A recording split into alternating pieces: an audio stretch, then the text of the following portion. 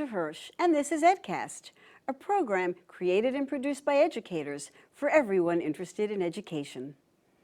This month, EdCast is presenting a special multi-part report on the controversial admissions to New York City specialized high schools. Approximately 30,000 students a year apply to these schools, but only 6,000 are admitted. With entrance determined solely by scores on an exam, known as the Specialized High School Admissions Test, or SHSAT, the student body at these schools is only 10% Latinx and Black. This population is far from representative of the 70% Latinx and Black students who attend New York City public schools. The mayor's new proposal to change admissions criteria for the specialized high schools would do away with the exam and is met with the expected outcries. EdCast will examine the many issues surrounding these schools, from their purpose to admission criteria. We will look at the exam itself and speak with a variety of stakeholders, including parents, teachers, and alumni. Whatever your position, we think you will find these conversations enlightening and provocative. Now on EdCast, who belongs in New York City's specialized high schools? It isn't surprising that alumni of the specialized high schools have strong opinions regarding admission. Today we'll speak with 3 alumni who have retained deep connections with parents and students of their alma maters. Joining me are Christina Alfonso, Ty Abrams, and Larry Carey. Christina Alfonso serves as director of the Stuyvesant High School Alumni Association. She has chaired Stuyvesant's Diversity Committee and is a founding member of Sty Prep, which helps students prepare for the SHSAT. She is also completing a documentary about students who have gone through the specialized high school's admissions process. Ty Abrams, a Bronx Science graduate, is the founder and CEO of Admission Squad, which offers test prep, mentoring, and application consulting for underserved students. She is also the author of the book, Who Am I? A Career Guide for Teens. Larry Carey is president of the Brooklyn Tech Alumni Association. He is a labor lawyer whose firm represents unions and employees with discrimination claims.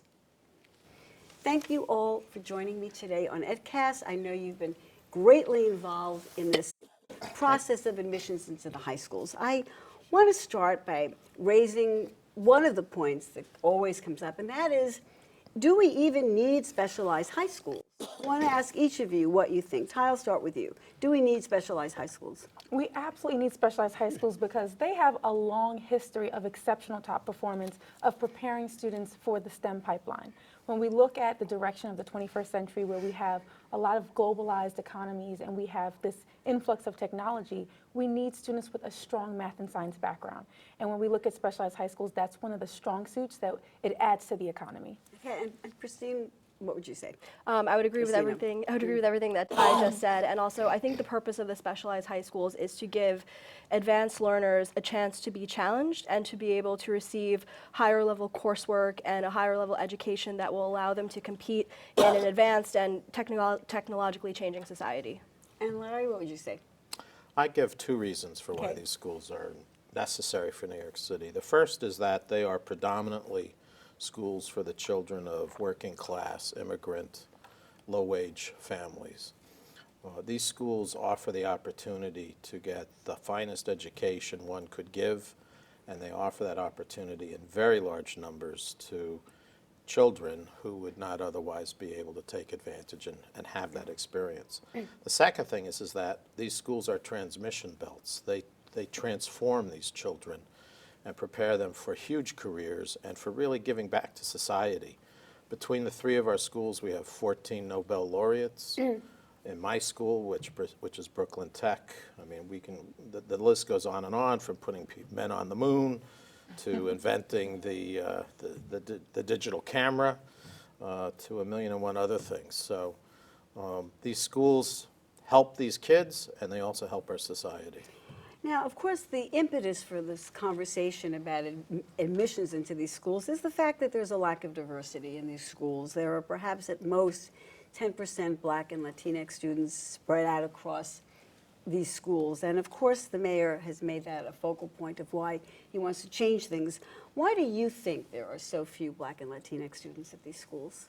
Anybody have a thought? I can start by speaking to the information gap. Believe it or not, despite all of the publicity around the schools, there are a significant group of Black and Latino parents that don't even know about the schools. But quite honestly, the DOE doesn't prepare information to disseminate information to these students until about 2 months before the exam. So that doesn't leave a lot of time to get prepared. The other piece is the students are not prepared with enough gifted and talented programs at the K through 8 level. So by the time we get into 8th grade, they're just not competitive. Anybody else have thought? Yeah, I'd like to sort of begin by disputing the assumption in the question. You know, I can speak to Brooklyn Tech, which, yes, 66% of the students at Brooklyn Tech are Asian American. Within that group, you have 15 different nationalities. You probably have 45 or 50 different language bases. We have multiple religions. It's true we don't have Black and Latino children in the percentages we used to have. Brooklyn Tech, historically, from 1976 to 1996, the majority of our students were Black and Latino.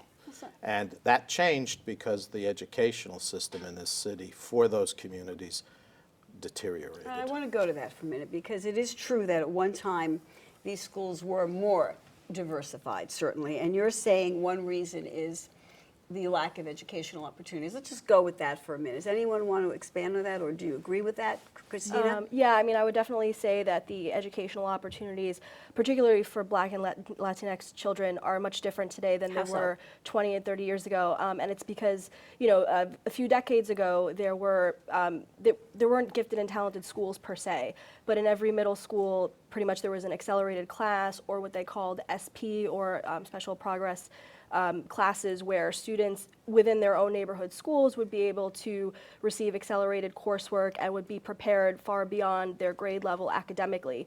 So because those neighborhood programs no longer exist, students are not receiving the type of accelerated education that they had access to a decade or 2 decades or 3 decades ago. And I think that it's really important to not only restore SP classes to neighborhood junior high schools, but to also expand citywide gifted and talented schools. I think school choice is something that's very important, and I can see benefits of both as long as as long as a child is getting an excellent education, and also if a child who is more advanced academically is receiving an accelerated education. So you're saying that there was a kind of pipeline that encouraged kids of different backgrounds to feed into these schools and pass the test.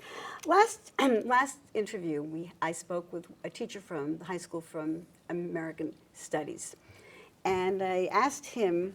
He mentioned that his school at one time was much more diverse than it is now. I'd like you to listen to his reason for why he thinks that was the case. So we're going to look at our first part of our interview with Jonathan Halabi. The High School of American Studies was founded in 2002, and we were an amazingly integrated school. But over the past 17 years, we've become a majority white, majority Manhattan school. We've lost diversity, we've lost richness, we've lost these great interactions between kids. This plan... But you had the test in 2002.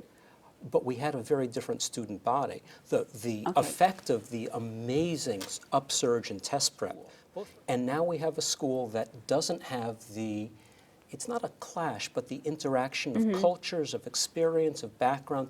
Every classroom has lost something. That 7% plan, I don't know if it's the right plan, but I know it's much better than what we have now.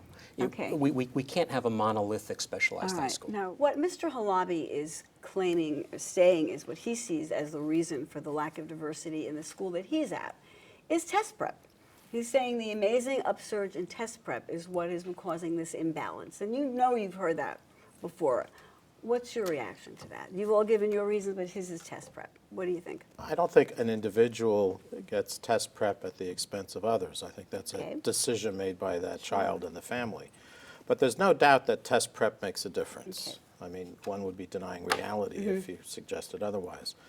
The city's DREAM program, which gives free test prep, has produced good numbers of Black and Hispanic kids for Brooklyn Tech. I can't speak to the other schools. We advocate, the Brooklyn Tech Alumni Foundation advocates free test prep for every child in New York City, regardless of your income. The current program limits eligibility. You have to be poor enough in order to get into it. We think these are public schools We think that the public fisc should be spent on preparing kids for it. Although I will also say that there is a limit to what test prep can accomplish if you have significant deficits in terms of the preparation that should be taking place in the schools. Has the two of you any thoughts to add to that about test prep? Is it its contribution, do you think? I mean, I think test prep is obviously helpful. I think it's most effective for students who are already at a certain level academically and they're on the cusp. I think, not only it helps with filling in gaps in content, but also it helps to build a student's level of confidence. And I think all of that's important. But I don't think that, blaming the test prep industry for the difference in demographics of the schools now is a very wise argument, because test prep helps, but it only helps to a certain extent. One of the problems is that when I sat for the test, or I shouldn't say problem, but one of the factors in this process is that when I sat for the test, the numbers of kids who were sitting for the test was a fraction of the number of children who sit for the test today.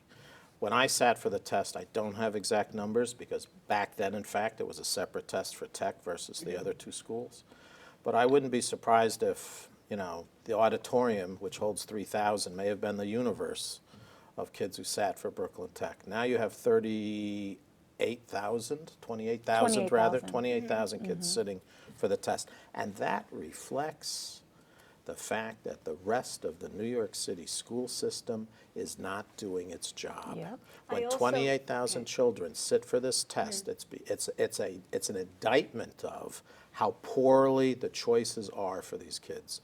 And so part of the solution is not just solving the problem for our schools, but is solving the problem for the educational system in New York City. Are you saying that they're all singling out these schools because there aren't other better schools, and if there were, they wouldn't be honing in so much on STI, science, and tech? Because there are other screen schools, and they do get students, but these, these three are the hot ones. I mean, you're saying that then they wouldn't be interested in them? I don't know. I mean, I can speak to that. There's about 435 high schools in New York City. Only 37 of them have a college readiness rate of 80% and above. And all of the specialized high schools are on that list. That's less than 10%. So when you look at that, you have 80,000 eighth graders, and of course the high-performing ones, they're all gunning for these 10% of schools in New York City. Now, you mentioned, of course, about when we took the test, how few people sat for it. And I believe when we went to school, there was a lot of tracking going on, and certain kids were encouraged to take a test like this, and other kids were not at all. And now we even see that fewer minorities are sitting for the test itself of those 28,000. What do you think is the reason for that? Guidance counselors. So when we look at the schools, is the information, again, being disseminated to these families early enough? If you don't have an informed guidance counselor and an informed school leadership team that's going to be advocating for these schools from as early as 6th grade, you miss a whole group of students. And that's what we've seen happening. I want us to take a look at some footage of the interview I did with Dennis Yim. He is the director of academics at Kaplan and also a veteran tutor. And I asked him about about the test itself. So let's listen to what he said. Right, so I love telling students, I've been teaching over 10 years, there's a big content proportion, kind of focus on it, but there's also, I like to call it the 3 C's. It's content, it's critical thinking. When you're under pressure, for a lot of these students, this is their first time, it's high stakes, it's a 3-hour-long exam. 3 hours. Students aren't used to this. This is, for a lot of them, this is a big challenge, and the questions are challenging themselves. And so being able to make the right decisions under pressure and being able to say, oh, I understand what's in front of me and how I can turn into an answer is a big part of it. And then add on to that crisis prevention. As a teacher, I think, you get these students who come in, they're so excited, their parents are excited for the opportunity. The specialized high schools in New York are, known all throughout the world. And so these students know what's at stake. And to be able to tell them, if you perform on this test, I can help you do that. I can help you see what's coming, help you with pattern recognition, help you with any jitters or nervous feelings you might feel, help you with that stress management so that you can perform to your ability. For us, it's really the getting students prepared, helping them do the best they can. But it's all about competition, right?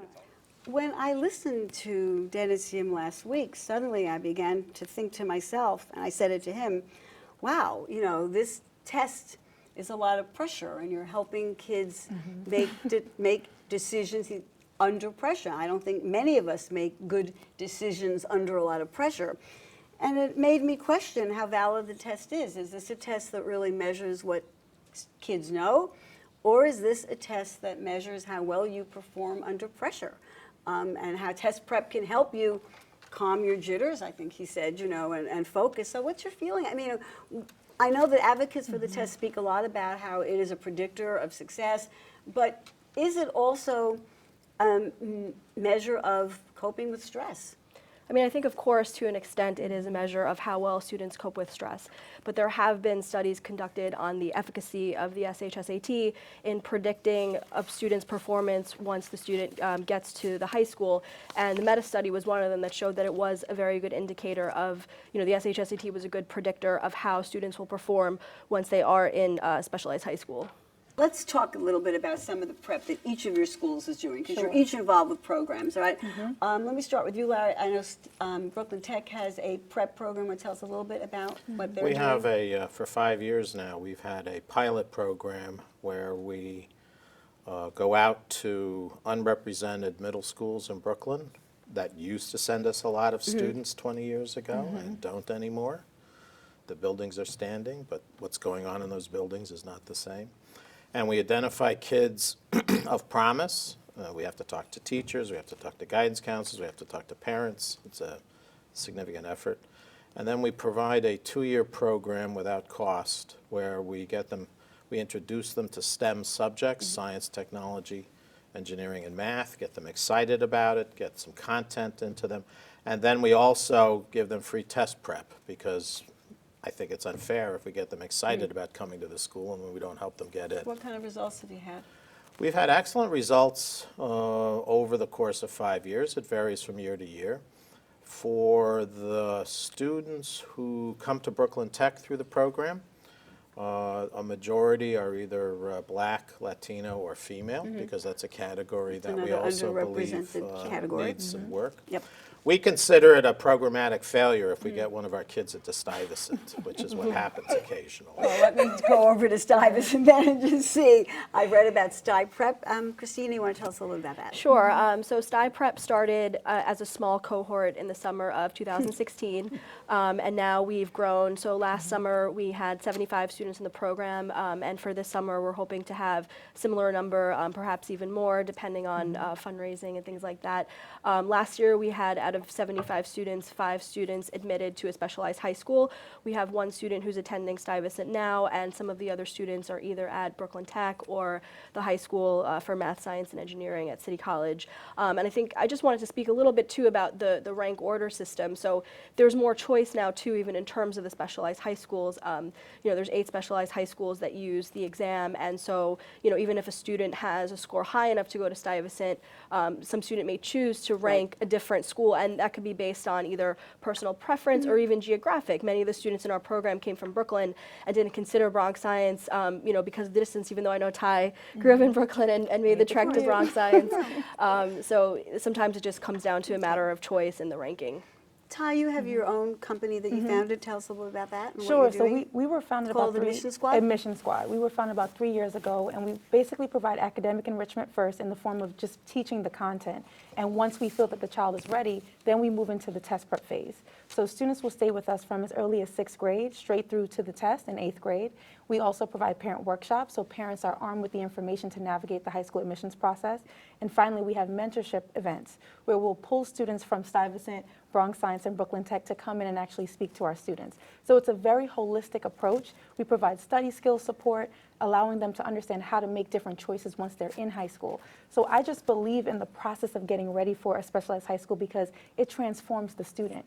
And that's why I don't think it's just limited to getting ready for this one exam. Taking that away, literally, it doesn't allow, it takes away an opportunity for a child to really be competitive. So just preparing for the test has an advantage. I think Absolutely. the Sty Prep material says that as well. Absolutely. But let's ask you then the basic question, however.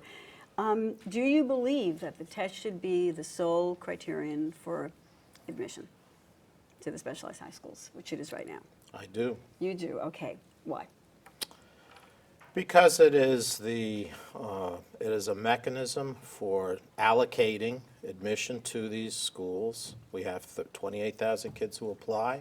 We have 3,500 seats. We offer 5,000 admissions, knowing that 1,500 kids will select not to go to a specialized high school. Beyond that, it is a competitive examination. It's based on merit. It eliminates favoritism. It eliminates subjectivity. The alternative to the specialized high school exam is to turn these schools into schools like the other 30 selective high schools that exist, where subjective qualifications are evaluated, where politics can play a process, and we don't believe that's a fair system. The second thing I'll say is that we have 450 high schools in New York City. We have 30 or 35 highly selective, educationally enriched schools that don't use the test. We have 8 out of 450 schools that use a test. In a pluralistic society, we certainly have room for 8 schools that use this mechanism to allow kids to get in. I hear time and time again, some kids don't test well. Well, guess what? Some kids do. Okay. And so these are schools for All those right, kids. comments from the two of you about this. The test is the sole criterion. I agree with everything that Larry said, and I know that I can see the other side of the argument that maybe someone could have a bad day, people have anxiety, not everyone tests well. But I think looking at the other options, it is still the most fair out of, having multiple measures, because the test, it doesn't matter who you are, it doesn't matter, who your family is. There's no way to, I know people talk about gaming the system, but there's no one to pull strings for someone to get into a specialized high school. And I think that the test really does Well, the try test to. prep, they say, is gaming the system somewhat, but. We can talk about that Okay, after. that's right. That's a what whole people say. That is what, I that's one of the arguments. that but I games mean, the system. I think that the test has been shown to be a valid predictor of success at a specialized high school, and they have changed the test to make it reflect the curriculum more closely and mirror the state test more. So I think that there have been strides in making the test a more fair test for students who are taking it, and especially for students who are not taking it with test prep. Now, the mayor's proposal is to do away with the test and have admissions to the specialized high schools based on the top 7% performers in 7th grade, looking at their GPAs across all the middle schools in the city and how well they do on the ELA and the math exams for the state. What do you think of that proposal? Now, my biggest challenge here is that all middle schools are not made equal. We've seen firsthand students come to our program with 95 averages at one school versus at another school. Let's say Mark Twain versus, I won't name some of the other schools that may be not as rigorous. And those grades do not equate in terms of the quality of student that you're necessarily going to get. I want to go to Jonathan Halabi one more time because he has an opinion about how well students can do even if they don't pass the exam. Okay. Because all the SHSAT does is measure their ability to test. We have students who we know when they come in can get high test scores. We don't know what their work habit is.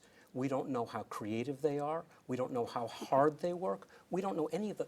If you told me that you had a middle school somewhere, it could be near here, that rarely gets anybody into a specialized high school, maybe there's real disadvantages in that school, but a student in that school got to the very top of that school, I can tell you that that kid works hard, and when they come to us, wherever there are academic gaps, we can make them up with that aptitude, with that attitude. We can really make the difference. So this is the key argument from the other side, that there can be students who don't pass the test, but if they rank in the top 7% of their school and they do well on the state exams, they are showing a work ethic and a desire to learn and to excel that will allow them to do well in these specialized high schools. What's your take on that? Well, as Ty mentioned before, not all middle schools are created equal, and so students that might be in gifted and talented schools are getting a very different education than students in some other junior high schools.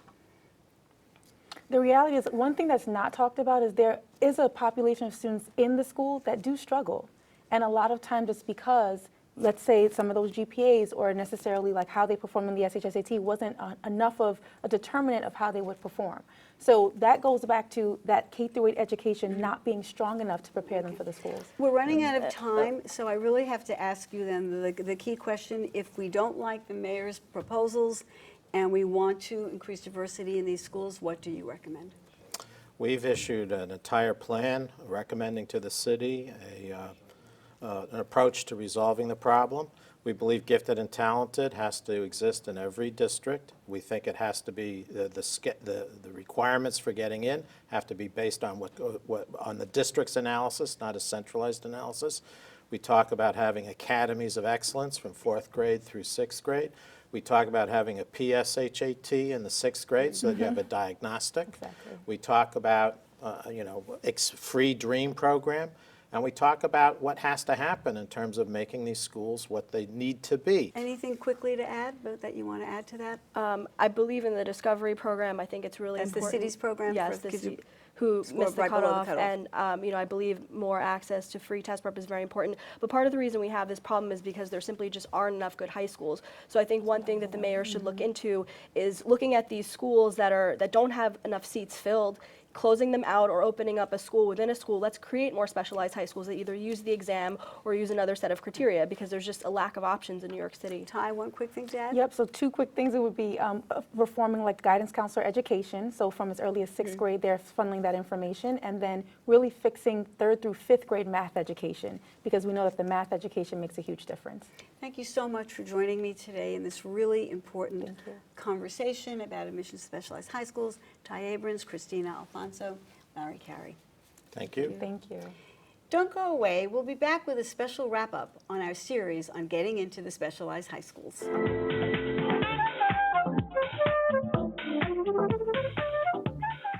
In this 3-part series on admission into New York City specialized high schools, EdCast has sought to define the issues with input from a broad spectrum of voices. We examined the specialized high school's admissions test, spoke with a teacher at a specialized high school, as well as a community advocate for diversity, who is attuned to the needs of the Asian American community. We also met with alumni representatives from Stuyvesant, Bronx Science, and Brooklyn Tech for their views on improving diversity in these schools. Controversy has swirled around the specialized high schools for many years, from critics who question their very existence to those who question who attends and selection criteria. Advocates of these schools believe that gifted students deserve the opportunity to receive an accelerated curriculum and be placed in a challenging environment in which they inspire and learn from each other. But questions remain. What is the most valid and reliable indicator of performance in these schools? Can one single measure, a multiple choice exam, truly identify who would do best? And can new criteria, such as 7th grade GPAs and scores on state exams, accurately distinguish students who could excel in such a demanding environment? As this series has shown, opinions are strong and diverse. EdCast has sought to examine the concerns surrounding acceptance into the specialized high schools. Ultimately, we hope we have raised as many questions as we may have answered. Thank you for joining us for this important conversation. See you next time on EdCast. We'd like to hear from you. Please send your thoughts and comments to cunyedcast@gmail.com. In retrospect, were there any advantages you see to having gone to Bronx High School of Science? Well, for me, the biggest one is if somebody asks me where I went to high school, they're damn impressed when I tell them the answer. And that is New York and Los Angeles.